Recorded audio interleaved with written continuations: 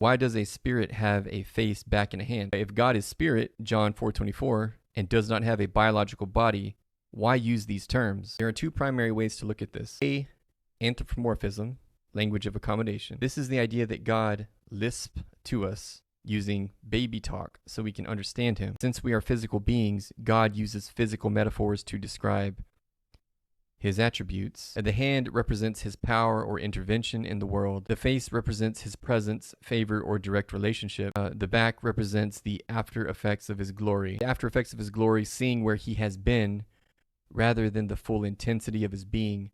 Using these terms makes an infinite, abstract spirit feel personal and relatable rather than like a cold cosmic force. But also, then you kind of read what he said already in Exodus. He basically said, I'll have mercy on who I want to have mercy to, and I'm going to do what I want to do. So I don't think a God that's going to speak so plainly would bother with anthropomorphizing himself.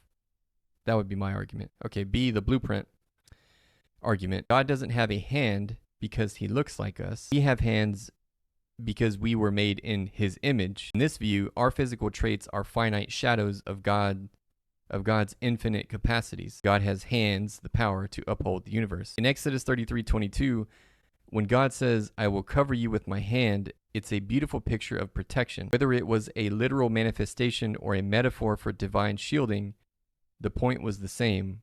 Moses wanted to see the full glory, kavod, but God, in his mercy, knew that the full sun of his essence would be too much for a candle like Moses to handle. Yeah, I mean, maybe it's just my romanticism, but I like to think that that was Jesus, and that in some sense he is always,